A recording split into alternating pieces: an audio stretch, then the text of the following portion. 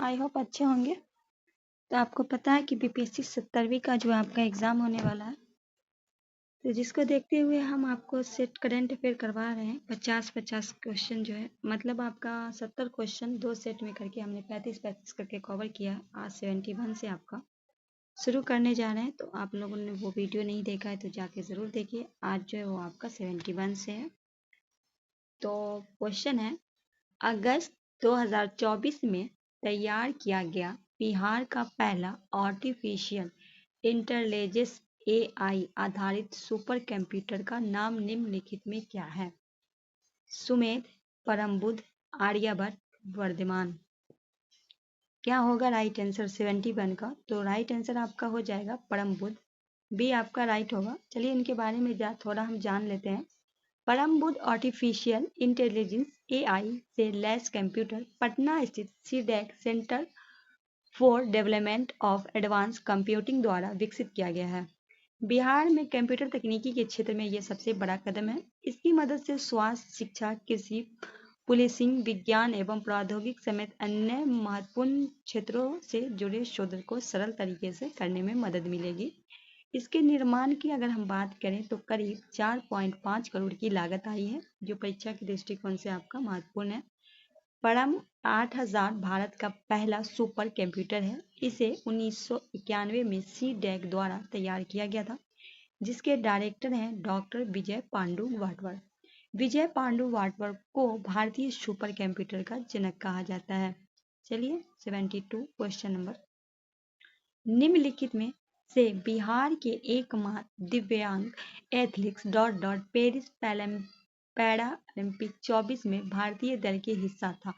हालांकि वो कोई मेडल जीत नहीं पाने में असमर्थ रहा। प्रमोद भगत, शैलेंद्र कुमार, अमर सिंह, अजय खन्ना, ये बिहार के हैं। ये एकमात्र दिव्यांग एथलीट्स हैं, उनको कोई भी मतलब मेडल वगैरह नहीं मिला है। इनका नाम है शैलेंद्र कुमार। ये जमुई के रहने वाले थे। चलिए इनके बारे में थोड़ा जानते हैं। बी आपका राइट होगा। पेरिस पैरालंपिक 24 के आयोजन 28 अगस्त 8 सितंबर 24 को किया गया। इसके लिए भारत के 84 खिलाड़ियों का दल भेजा गया। कितने? 84 का। इसमें बिहार के एकमात्र एथलीट शैलेंद्र कुमार जो जमुई में शामिल थे।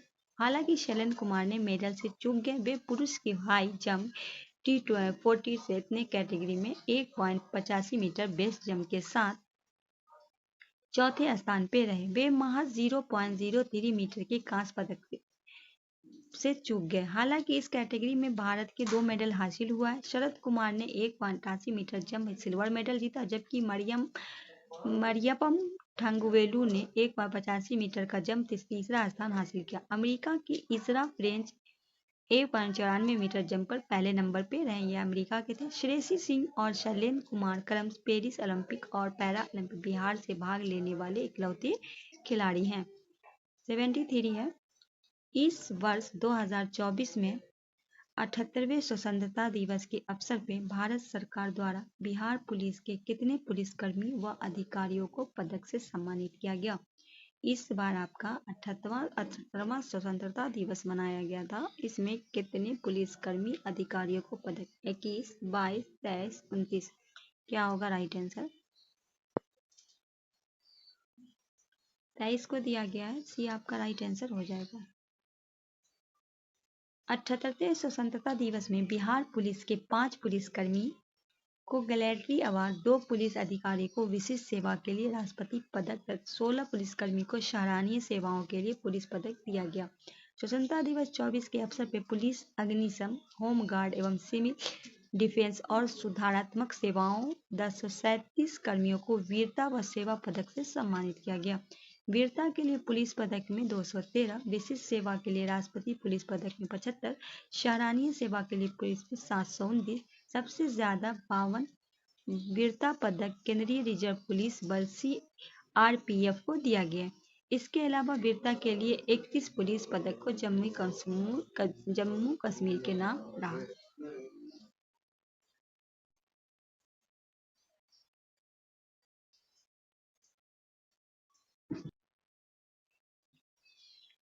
निम्नलिखित में कौन हाल में बिहार के मुख्य सचिव नियुक्त हुए, जिन्हें मौजूद मुख्य सचिव ब्रजेश मल्होत्रा की जगह ली? तो हाल में बिहार के मुख्य सचिव बने अमृतलाल मीणा। तो राइट आंसर आपका ए हो जाएगा। चलिए इनके बारे में आगे बताएंगे इनके बारे में। 75 है, निम्नलिखित में कौन हाल में बिहार के नए पुलिस महानिदेशक डीजीपी नियुक्त हुए? एस सिंघल, आर एस भट्टी, आलोक राज, सुमित सिन्हा। तो कौन बने हैं हाल में? आलोक राज। सी आपका राइट आंसर होगा। हाल में 30 अगस्त 24 को 1989 बैच के भारतीय पुलिस सेवा आईपीएस अधिकारी आलोक राज को बिहार का नया पुलिस महानिदेशक डीजीपी नियुक्त किया गया। वे 31 दिसंबर 2025 तक इस पद पर रहेंगे। वे मूल रूप से मुजफ्फरपुर जिले के सरैया प्रखंड के गोपालपुर नेरुआ गांव के निवासी हैं। उन्होंने मौजूदा पुलिस महानिदेशक आर एस भट्टी, रजविंदर सिंह भट्टी उनका पूरा नाम है, का स्थान लिया है, जिन्हें अब केंद्रीय औद्योगिक सुरक्षा बल सीआईएसएफ का नया महानिदेशक नियुक्त किया गया है। किसको? रजविंदर सिंह भट्टी। नए डीजीपी आलोक राज 2004 से 2011 तक केंद्रीय रिजर्व पुलिस बल में कार्यरत थे। उन्होंने 1994 में पुलिस वीरता पदक, वर्ष 2008 में सराहनीय सेवा पदक तथा वर्ष 2016 में विशिष्ट सेवा पदक मिला। साथ ही में 2019 में उत्कृष्ट पुलिस कार्यों के लिए अटल रत्न सम्मान से अलंकृत किया गया। क्वेश्चन नंबर 76 है, हालिया आई एक रिपोर्ट के अनुसार नौकरी के लिए देश में सबसे ज्यादा पलायन कौन से राज्य से होता है? उत्तर प्रदेश, बिहार, बिहार और बंगाल, यूपी और बंगाल, महाराष्ट्र और यूपी। क्या होगा राइट आंसर? उत्तर प्रदेश और बिहार। ए आपका राइट आंसर होगा। दूसरे राज्य में पलायन पर नौकरी के तलाश में जाने वाले संख्या लगभग आधे लोग सिर्फ 2 राज्य बिहार और उत्तर प्रदेश से हैं। इसका खुलासा ई श्रम पोर्टल से हुआ है, जहां काम तलाश के दूसरे राज्य जाने वाले लोग अपना नाम रजिस्टर करते हैं। इसमें अब तक लगभग 30 करोड़ से लोगों से ज्यादा अपना नाम रजिस्टर किया है, जिसमें लगभग 3 करोड़ बिहार के हैं, जबकि लगभग 10 करोड़ उत्तर प्रदेश के हैं। अर्थात काम की तलाश में पलायन करने वाले क्रम से उत्तर प्रदेश और बिहार सबसे आगे है।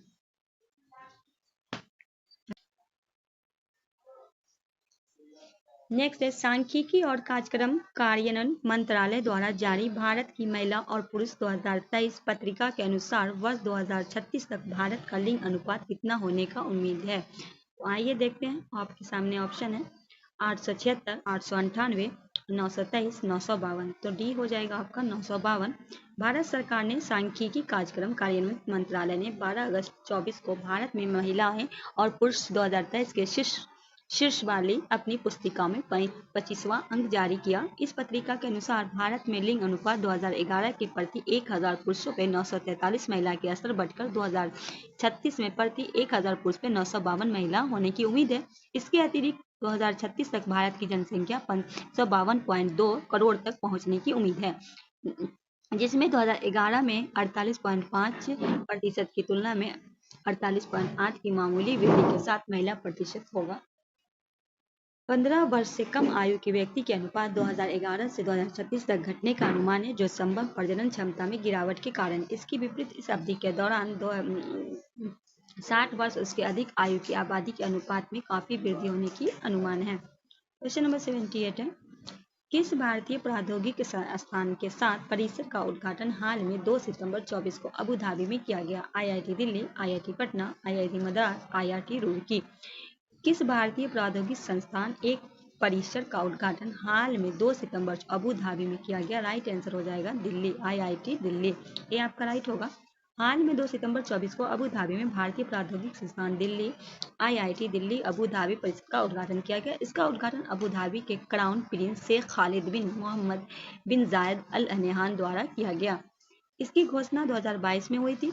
आईआईटी दिल्ली द्वारा भारत के बाहर स्थापित होने वाला यह पहला प्रौद्योगिकी संस्थान है। हालांकि 5 जुलाई 2023 में इसकी तरह एक समझौता हुआ था, जिसके तहत भारतीय प्रौद्योगिकी संस्थान मद्रास, तंजावुर और अपना एक परिसर स्थापित करेगा।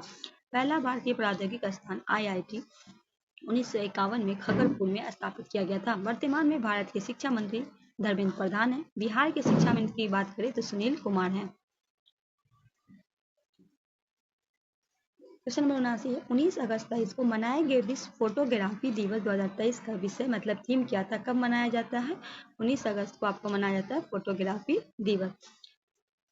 परमा क्राइस लैंडस्केप, आगे ऑप्शन है तीसरा है होमर या उनमें से कोई नहीं। तो इसका जो थीम था 2023 का वो था लैंडस्केप्स था।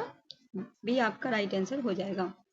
क्वेश्चन नंबर 3, अगस्त 2024 में निम्नलिखित में किस राज्य या केंद्र शासित प्रदेश ने लाइन ऑफ कंट्रोल लॉक के पास भारत के पहले डाकघर का उद्घाटन किया? लॉक का फुल फॉर्म है लाइन ऑफ कंट्रोल। गंगोटर सिक्किम, कुपवाड़ा जम्मू कश्मीर, कारगिल लद्दाख, उपयुक्त से कोई नहीं। तो राइट आंसर हो जाएगा कुपवाड़ा जम्मू कश्मीर। बी आपका राइट आंसर हो जाएगा। अगस्त 2024 में कुपवाड़ा जम्मू कश्मीर के LOC पास मतलब LOC जो है लॉक भारत के पहले डाकघर का उद्घाटन किया गया। यह डाकघर लाइन ऑफ कंट्रोल वास्तविक नियंत्रण रेखा के पास किशन गंगा नदी के तट स्थित है, जिसका पिन कोड होगा 193224 193224। भारत का पहला 3D मुद्रित जो है वो डाकघर कहाँ है? बंगलौर कर्नाटका में स्थापित किया जा रहा है। विश्व डाक दिवस हर साल 9 अक्टूबर को मनाया जाता है। भारत में डाक सेवा 1766 से शुरू की गई थी। भारत में पहला डाकघर 1786 में मद्रास में स्थापित किया गया। 1877 में पार्सल सेवा, 1879 में पोस्ट कार्ड, 1880 में मनी ऑर्डर और 1911 में इलाहाबाद में पहली एयर मेल सेवा की शुरुआत की गई। दिसंबर 2023 में बिहार के सरकारी स्कूल को शैक्षिक गुणवत्ता सुधारने के लिए किस मिशन की शुरुआत की गई? मिशन गुरुकुल, मिशन दक्ष, मिशन बोधि, मिशन साक्षरता। तो बिहार में सरकारी स्कूल के शैक्षिक गुणवत्ता को सुधारने के लिए मिशन दक्ष लाया गया था। बी आपका राइट आंसर होगा। बिहार में सरकारी स्कूल के शैक्षिक गुणवत्ता को सुधारने के लिए मिशन दक्ष की शुरुआत की गई थी। आंकड़ों के अनुसार मिशन दक्ष के प्रदेश में 71,863 प्रारंभिक विद्यालयों में लागू किया। इस मिशन के तहत विद्यालय की कक्षाएं समाप्त होने के बाद एक शिक्षक 5 कमजोर बच्चों को विशेष कक्षा दे रहे हैं। यह कक्षाएं 45 मिनट की होती है। इस शिक्षा विभाग ने हाल में सभी शिक्षकों के लिए 6 कक्षाएं लेना अनिवार्य किया है, लेकिन जो शिक्षक प्रतिदिन 6 कक्षाओं को नहीं पढ़ाते, केवल उन्हें को मिशन 10 में पढ़ाना अनिवार्य है। वर्तमान में बिहार के शिक्षा मंत्री सुनील कुमार हैं, जबकि बिहार शिक्षा विभाग के मुख्य सचिव एस सिद्धार्थ हैं। नेक्स्ट है, यूनेस्को ने हाल में 23 जून 24 को किस शहर को भारत का पहला साहित्य शहर सिटी ऑफ लिटरेचर घोषित किया? वाराणसी, कोडिजोर, आगे ऑप्शन है मुदर या फिर उदयपुर। ये किया है किसको? कोझिकोड को।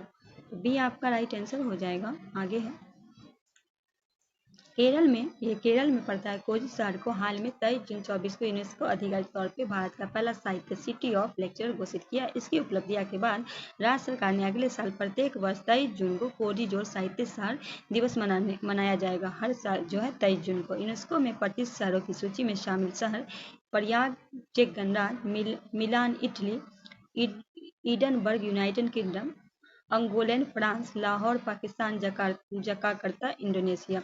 पिछले वर्ष अक्टूबर 2023 में कोझिकोड को यूनेस्को क्रिएटिव सिटीज नेटवर्क की साहित्य श्रेणी में शामिल किया गया था। भारत व एशिया का पहला महिला पुलिस थाना कोझिकोड केरल में स्थापित किया गया था।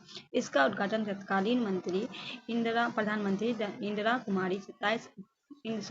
गांधी 27 अक्टूबर 1973 को किया था। कोझिकोड के तट पे 27 मई 1498 में वास्को डी गामा पुर्तगाली वापस आए थे। यही जो है वास्को डी गामा जो आए थे। विश्व शिल्प परिषद ने हाल में किस भारतीय शहर को आधिकारिक तौर पे विश्व शिल्प शहर के रूप में मान्यता दी है? कोझिकोड को, कोलकाता को, श्रीनगर को, दरभंगा को। तो राइट आंसर क्या हो जाएगा आपका? श्रीनगर। सी आपका राइट हो जाएगा। जम्मू कश्मीर के ग्रीष्मकालीन राजधानी श्रीनगर को विश्व शिल्प परिषद द्वारा 24 जून 24 को आधिकारिक तौर पर विश्व शिल्प शहर के रूप में मान्यता दी गई है। इसे जम्मू कश्मीर में हथकरघा और हस्तशिल्प क्षेत्रों में बढ़ावा मिलेगा, जिससे पर्यटन और बुनियादी ढांचे को विकास का लाभ होगा। हाल में 1 से 4 मार्च 24 तक जम्मू कश्मीर कला की संस्कृति विरासत को प्रदर्शित करने वाली तभी महोत्सव का आयोजन किया गया था। कहाँ किया गया था? जम्मू कश्मीर में। दुनिया का सबसे ऊंचा रेल ब्रिज जम्मू कश्मीर के चिनाब नदी पर बना। यह चिनाब ब्रिज के नाम से मशहूर है। भारत का पहला केबल आधारित रेल पुल जम्मू कश्मीर पे अंजनी नदी पे बना है। नेक्स्ट है, निम्नलिखित में कौन हाल के में लगातार दूसरी बार लोकसभा के अध्यक्ष चुने गए? ओम बिरला, भर्तृहरि महताब, ब्रजेश मल्होत्रा, जीबी मालवर। तो ये लगातार दूसरी बार बने हैं ओम बिरला। ये आपका राइट आंसर हो जाएगा। एनडीए में शामिल सभी घटक दलों को समर्थन के बाद ध्वनिमत से भारतीय जनता पार्टी भाजपा के सांसद ओम बिरला ने 26 जून 24 को लोकसभा के अध्यक्ष चुने गए। 19 जून 2019 के बाद यह लगातार दूसरी बार जबकि लोकसभा के अध्यक्ष चुने गए हैं। हाल में कटक ओडिशा के सांसद भूर्ति महताब को प्रोटेम स्पीकर कार्यवाहक अध्यक्ष नियुक्त किया गया था। 1952 के लोकसभा के प्रथम अध्यक्ष जीवी मालकर कांग्रेस के थे। ओम बिरला 2 बार लोकसभा के अध्यक्ष चुने गए वाले छठे अध्यक्ष हैं। M A Iyer, Neelam Sanjiva Reddy, G S ढक्कन, बलराम जाखड़, जीएमसी बालयोगी। ओम बिरला कितने हैं टोटल? 6। ये छठे हैं ओम बिरला। हाल में बीजेपी के राष्ट्रीय अध्यक्ष और केंद्रीय स्वास्थ्य मंत्री जेपी नड्डा राज्यसभा के सदन के नेता नियुक्त किए गए। हाल में पुस्तक a fly on the RBI wall का विमोचन किया गया। बताएं इस पुस्तक के लेखक कौन है? शशांक मनोहर, रज़ाक खान, अल्पा किलावाला या शशि थरूर। ये इनका जो लेखक है अल्पना किलावाला। सी आपका राइट आंसर हो जाएगा।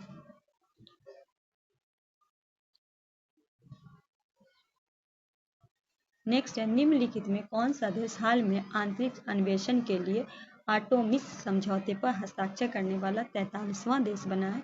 Armenia, Peru, Slovakia, Pakistan. A होगा आर्मेनिया। नेक्स्ट है, किस वरिष्ठ आईपीएस अधिकारी को हाल में तीसरी बार भारत का राष्ट्रीय सुरक्षा सलाहकार नियुक्त किया गया? अजीत डोभाल, एस जयशंकर, अभय के, अमित लोढ़ा। तो क्या हो जाएगा आपका राइट आंसर? अजीत डोभाल। ये आपका राइट आंसर हो जाएगा। नेक्स्ट है, 7 जून 24 को किसके द्वारा वर्ष 2025 को क्वांटम विज्ञान और प्रौद्योगिकी अंतर्राष्ट्रीय वर्ष घोषित किया गया? विश्व बैंक, विश्व आर्थिक संगठन, संयुक्त राष्ट्र महासभा, नीति आयोग। तो संयुक्त राष्ट्र महासभा। सी आपका राइट आंसर हो जाएगा। निम्नलिखित में किन्हें हाल में ही थल सेना के नए प्रमुख नियुक्त किया गया जिन्हें 30 जून 24 को पदभार ग्रहण किया? पवन चतुर्वेदी, आजाद त्रिवेदी, उपेंद्र त्रिवेदी, दिनेश त्रिपाठी। ये उपेंद्र त्रिवेदी हैं। सी आपका राइट आंसर हो जाएगा। नेक्स्ट है, निम्नलिखित में कौन हाल में भारतीय नौसेना की पहली महिला हेलीकॉप्टर पायलट बनी है? अवनी चतुर्वेदी, अनामिका राजीव, भावना कंठ, शेफाली शर्मा। ये है अनामिका राजीव। भी आपका राइट आंसर हो जाएगा। ये जो है आपकी हेलीकॉप्टर भारतीय नौसेना की पहली हेलीकॉप्टर बनी है। तो ये एग्जाम के लिए वेरी इंपॉर्टेंट हो गया आपका। नेक्स्ट है, डेनमार्क, पनामा, ग्रीस और किस देश ने हाल में संयुक्त राष्ट्र महासभा संयुक्त राष्ट्र सुरक्षा परिषद के नए अस्थायी सदस्य के रूप में चुना गया? पाकिस्तान, सोमालिया, पाकिस्तान भारत, पाकिस्तान भूटान, पाकिस्तान नेपाल। तो राइट आंसर होगा पाकिस्तान और सोमालिया। ये आपका राइट आंसर हो जाएगा। नेक्स्ट है, हाल में 5 जून 24 को निम्नलिखित में कहाँ पैदल यात्रियों के लिए बना दुनिया का सबसे लंबा तोड़फा 2 वे स्पेशल ब्रिज का उद्घाटन किया गया? बाली इंडोनेशिया, काठमांडू नेपाल, लद्दाख भारत, एस्टोरल जेलसी हंगरी। कहाँ किया गया? एस्टोरल जेजली हंगरी में। डी आपका राइट हो जाए।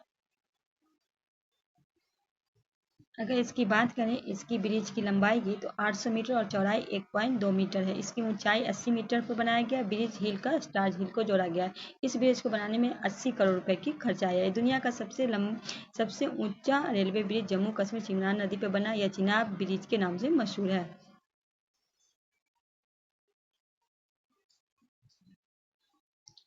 और हाल में 25 फरवरी 24 को नरेंद्र मोदी के द्वारा गुजरात में बने भारत के सबसे लंबे 2.32 करोड़ केबल पुल सुदर्शन पुल का उद्घाटन किया गया था। नेक्स्ट है, वर्ल्ड इकोनॉमिक फोरम विश्व आर्थिक मंच द्वारा 12 जून 24 को जारी ग्लोबल जेंडर गैप रिपोर्ट 24 में भारत 146 देशों में कौन से स्थान पे है? 121, 124, 129, 131। तो कितना हो जाएगा? सी 129। नेक्स्ट है, भारतीय जनता पार्टी के वरिष्ठ नेता नरेंद्र मोदी ने लगातार तीसरी बार भारत के प्रधानमंत्री पद की शपथ ली। बताएं इस बार 18वें लोकसभा चुनाव में बीजेपी को कितनी सीटें हासिल हुई थी? 272, 251, 240, 201। तो ये जो है लगातार तीसरी बार बनी है। तो इस बार बीजेपी को सीट हुआ था 240 सीट। तो कितना राइट आंसर क्या हो जाएगा? सी हो जाएगा।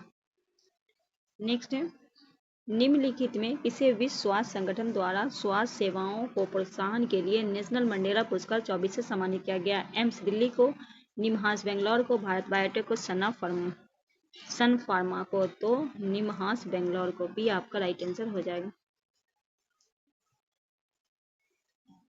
अंतर्राष्ट्रीय श्रम संगठन ILO को हालिया जारी एक रिपोर्ट के अनुसार 2024 में विश्व बेरोजगारी दर कितना रहने का अनुमान? 4.9%, 5.9%, 4.8 या 5.8? 4 कितना है? 4.9%। ये आपका राइट आंसर हो जाएगा। चलिए आगे बढ़ते हैं। चांग-ई किस देश का मून मिशन है जो हाल में चंद्रमा के अंधेरी, रहस्यमय व सुंदर हिस्सों को सैंपल करने के उद्देश्य से चंद्रमा पर सफल लैंडिंग किया? जापान, चीन, उत्तर कोरिया, मंगोलिया। तो ये कहाँ का है? चीन का भी आपका राइट आंसर हो जाएगा।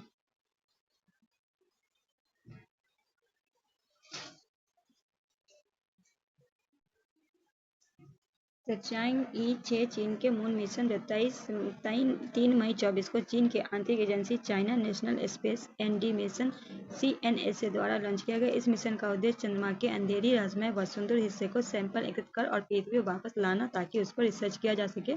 इस तरह यह मानव मून रिसर्च में इतिहास में पहली तरह से पहला प्रयास है। इससे पहले चीन ने दिसंबर 2020 में चांद 5 मून का मिशन लॉन्च किया था। इस मिशन के तहत चांद पे 31 में ग्राम चट्टान और मिट्टी की पृथ्वी लाया जा सका। हालांकि पहली बार चीन ने साल 2004 में अपना पहला चंद्र मिशन लूनर लॉन्च किया था। हाल में आई एक रिपोर्ट के अनुसार भारत सरकार का राजकोषीय घाटा वित्तीय वर्ष 2023-24 में GDP कितना प्रतिशत है? 2.63%, 3.63%, 4.63% या 5.63%? तो हाल में आई रिपोर्ट के अनुसार 2023-24 में GDP जो है भारत सरकार राजकोषीय घाटा का हो जाएगा 5.63%। डी आपका राइट आंसर हो जाएगा।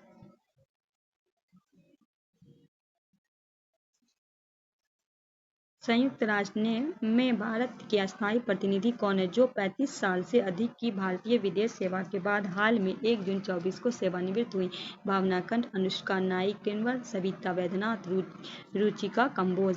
तो डी हो जाएगा आपका रुचिका कंबोज। डी आपका राइट आंसर हो जाएगा।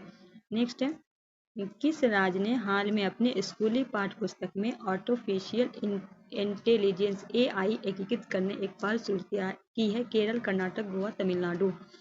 किस राज्य ने हाल में अपनी स्कूली पाठ्य पुस्तकों में? तो ये हो जाएगा ए आपका केरल। नेक्स्ट है, हाल में भारत के मंडप नई दिल्ली में विश्व धरोहर समिति के 40वें सत्र का आयोजन किया गया। बताइए ये कौन सी बार है जब भारत इसकी मेजबानी करेगा? 5वीं बार, 10वीं बार, दूसरी बार या पहली बार थी? ये पहली बार है। डी आपका राइट आंसर हो जाएगा। हाल में 21 जुलाई को भारत मंडप नई दिल्ली में प्रधानमंत्री नरेंद्र मोदी द्वारा विश्व धरोहर समिति के 46वें सत्र का उद्घाटन किया गया। यह पहली बार है जब भारत विश्व धरोहर समिति के वार्षिक बैठक की मेजबानी कर रहा है। आयोजन 21 से 31 जुलाई 24 तक भारत मंडप। इस उद्घाटन के समय यूनेस्को के महानिदेशक आरडे अजोले फ्रांस की भाग ली थी। इस बैठक में 150 से अधिक देशों में 2000 से अधिक प्रतिनिधियों ने भाग लिया। विश्व धरोहर समिति की बैठक इससे संबंधित सभी मामलों में प्रबंधन और विश्व धरोहर सूची में शामिल किए जाने वाले स्थलों को निर्णय लेने के उत्तरदायी होती है। नेक्स्ट है क्वेश्चन नंबर 101। हाल में खबरों में रहा मांस का संबंध MANS का संबंध निम्नलिखित में किससे? आंतरिक कार्यक्रम, वैज्ञानिक खोज, नशीले पदार्थ, कचरा प्रबंधन। तो राइट आंसर हो जाएगा सी, नशीले प्रबंधन। हाल में 18 जुलाई 24 को केंद्रीय गृह एवं सहकारिता मंत्री अमित शाह द्वारा विज्ञान भवन दिल्ली में नाकू कॉन्वेंशन सेंटर का 7वां शीर्ष बैठक की अध्यक्षता की। इस दौर में उन्होंने राष्ट्रीय नारकोटिक्स हेल्पलाइन, मादक पदार्थ निषेध अधिसूचना केंद्र शुरुआत के साथ श्रीनगर के narcotics control bureau NCB zonal कार्यशाला के वर्चुअल उद्घाटन किया। इसके अतिरिक्त NCB की वार्षिक रिपोर्ट 23 में नशा मुक्त भारत कैंप सारांश जारी किया। मांस की तरह एक टोल फ्री नंबर 1933 एक वेब पोर्टल उमंग ऐप होगा ताकि देश के नागरिक नशीली दवाओं को तस्करी आदि की जानकारी साझा करने के लिए नशीले दवाओं का दुरुपयोग, नशामुक्त और पुनर्वास जैसे मुद्दों पर संबंधित सलाह लेने के लिए 24 हो। उसके बाद है क्वेश्चन नंबर 102 है, हाल में खबरों में रहा कीर्ति क्या है जो मुख्य रूप से खेल और खिलाड़ियों के संबंधित है? खेल छात्रवृत्ति, खेल उत्थान, खेल सम्मान, खेल प्रतिभा खोज। कीर्ति क्या है? तो कीर्ति क्या है? खेल प्रतिभा खोज है। डी आपका राइट हो जाएगा। 19 जुलाई को इसका दूसरा चरण दिल्ली में शुरू हुआ। इसका उद्देश्य खेल टैलेंट को खोजना। इससे पहले कीर्ति का पहला चरण 12 मार्च 24 को चंडीगढ़ में आयोजित किया गया था। पहले चरण में 28 राज्य में केंद्र शासित प्रदेश में करीब 51,000 मूल्यांकन किया गया, जिसमें महाराष्ट्र से 9,168, हरियाणा से 4,820 और असम से 4,703 मूल्यांकन के शीर्ष 3 राज्य रहा। केंद्रीय खेल मंत्री मनसुख मंडाविया और खेल मंत्री बिहार के हैं सुरेंद्र मेहता। क्वेश्चन नंबर 130, निम्नलिखित में कौन हाल में पाकिस्तान के किसी उच्च न्यायालय के मुख्य न्यायाधीश नियुक्त होने वाले पाकिस्तान की पहली महिला बनी? आलिया नीलम, मरियम नवाज, मनीषा रोपटा, आयशा मलिक। निम्नलिखित में कौन पाकिस्तान के किसी उच्च न्यायालय के न्यायाधीश पाकिस्तान की पहली महिला बनी? आलिया नीलम। ए आपका राइट आंसर हो जाएगा। हाल में 11 जुलाई 24 को जारी वर्ल्ड पॉपुलेशन प्रोडेक्स 24 के रिपोर्ट के अनुसार कौन सा देश शताब्दी के दौरान विश्व में सबसे अधिक आबादी वाला देश बना रहेगा? चीन, रूस, भारत, इंडोनेशिया। क्वेश्चन एक बार फिर से रिपीट कर देते हैं। हाल में 11 जुलाई को वर्ल्ड पॉपुलेशन प्रोडेक्स 24 के रिपोर्ट कौन सा देश इस शताब्दी दौरान विश्व में सबसे अधिक आबादी वाला देश बना रहेगा? ये हमारा प्यारा भारत। सी आपका राइट हो जाएगा। नेक्स्ट है क्वेश्चन नंबर 105 है, भारत में 3 नए आपराधिक कानून भारतीय न्यायिक संहिता 23 में, भारतीय नागरिक सुरक्षा संहिता 23 और भारतीय साक्ष्य अधिनियम 23 हाल में किस तिथि को लागू हुआ? 1 जुलाई 24, 2 जुलाई 24, 3 जुलाई 24, 4 जुलाई 24। तो 1 जुलाई 24 ये आपका राइट आंसर हो जाएगा।